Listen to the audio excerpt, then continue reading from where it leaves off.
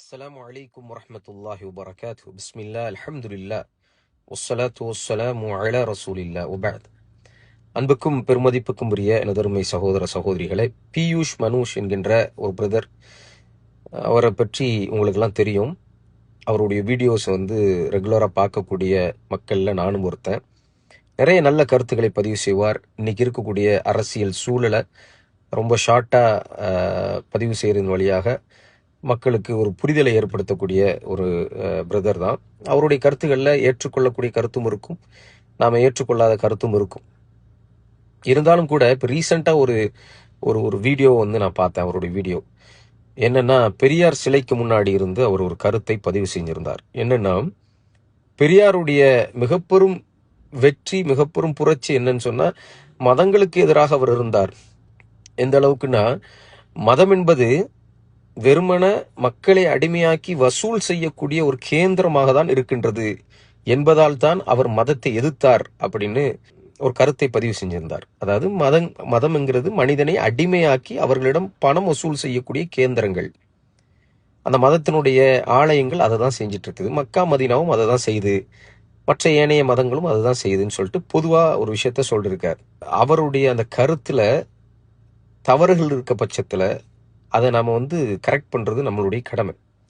அவர் தெரிஞ்சே தான் இதை செய்தார் அல்லது ஒரு காழ்ப்புணர்வோடு அதை செஞ்சிட்டாரு அப்படின்னு நம்ம சொல்ல வரல. ஏன்னா அந்த பிரதர் அப்படி செய்கிறது மாதிரியான எந்த காணொலியும் நாம் பார்த்ததில்லை. இருந்தாலும் ஒரு அறியாமையில் அவர் சொல்லியிருக்கிறார்.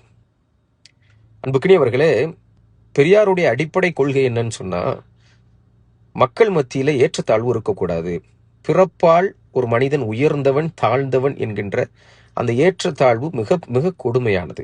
இதெல்லாம் கூடாது என்ற ஒரு கருத்தை உள்ளடக்கி மக்களிடம் பிரச்சாரம் செய்தவர் தான் பெரியார். அதன் அடிப்படையில் அவர் ஒரு சமத்துவத்தை உருவாக்குவதற்காக அவர் பாடுபட்டார்.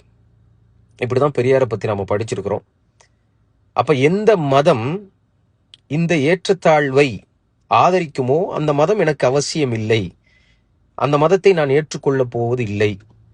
எந்த கடவுள் ஏற்றத்தாழ்வு இருக்குதுன்னு சொல்வார்களோ அந்த கடவுளை நான் ஏற்றுக்கொள்ள போவது இல்லை என்பதுதான் பெரியாருடைய கருத்தை. ஆனால் இஸ்லாமிய மார்க்கம் சொன்ன கருத்து என்ன என்பதை பியூஷ் கொஞ்சம் படிக்கணும். 1400 வருடத்துக்கு முன்னாடி முஹம்மது ஸல்லல்லாஹு அலைஹி வஸல்லம் செய்த புரட்சி என்னன்னு சொன்னா, சமூகத்துல மிகப்பெரிய அளவுக்கு நீங்க யோசிச்சு பார்க்க முடியாத அளவுக்கு ஏற்றத்தாழ்வு இருந்தது. மனிதனை அடிமையாக்குவதுதான் புலப்பாக வைத்திருந்தார்கள். அவர்களுடைய பிழைப்பே அதுதான்.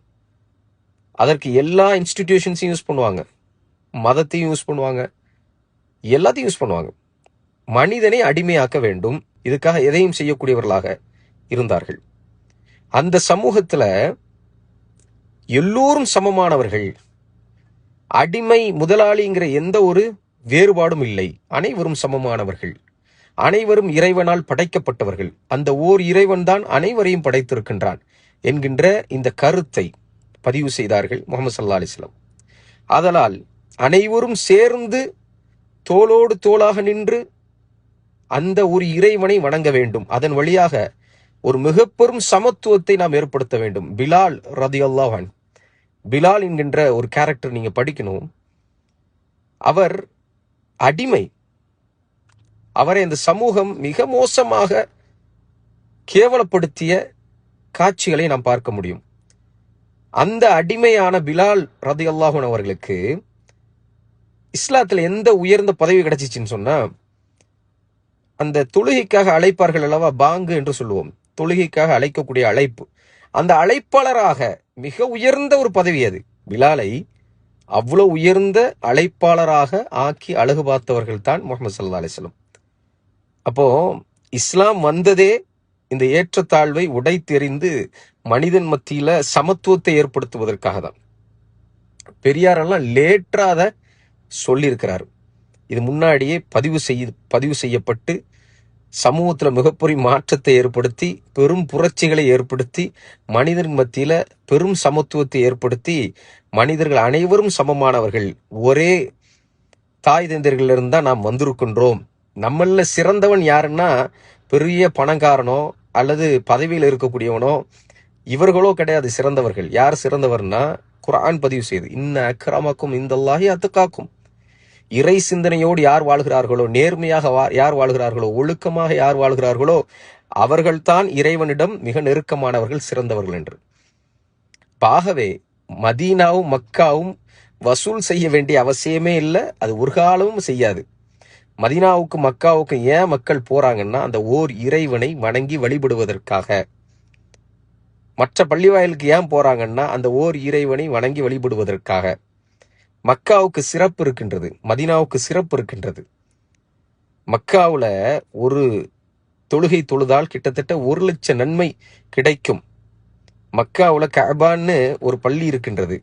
அந்த பள்ளிவாசலை முதலாக கெட்டிய பள்ளிவாசலாக இருக்கின்றது இறைவனை வணங்குவதற்கு. கெட்டியது யாரு? இப்ராஹிம் என்கின்ற ஒரு நபி. அப்ப இந்த மக்காவுல தான் ஹஜ்ஜு செய்வதற்காக வருவாங்க, உம்ரா செய்வதற்காக வருவாங்க. அப்போ இந்த மக்காவும் மதீனாவும் மக்களிடம் வசூல் செய்யல, ஒரு காலம் செய்யாது. மக்காவும் மதீனாவும் ஏன் மக்கள் வராங்கன்னா அந்த ஓர் இறையை வணங்கி வழிபடுவதற்காக. அப்படிங்கிற அந்த புரிதலை நீங்கள் ஏற்படுத்தி கொள்ள வேண்டும் என்கின்ற ஒரு தாழ்மையான ஒரு ரிக்வெஸ்ட் அவங்கள்ட்ட வைக்கிறேன். அண்ட் நீங்க I would highly suggest you to read the சீரா ஆஃப் முஹம்மது ஸல்லல்லாஹு அலைஹி வஸல்லம், த பயோகிராஃபி ஆஃப் ப்ராஃபட் முஹம்மத். அதை ரீட் பண்ணிட்டு அதுக்கப்புறம் உங்களுடைய கருத்துக்களை பதிவு செய்யுங்க அப்படிங்கிற ஒரு தாழ்மையான வேண்டுகோளை உங்களிடம் நான் வைத்துக் கொள்கின்றேன். நன்றி.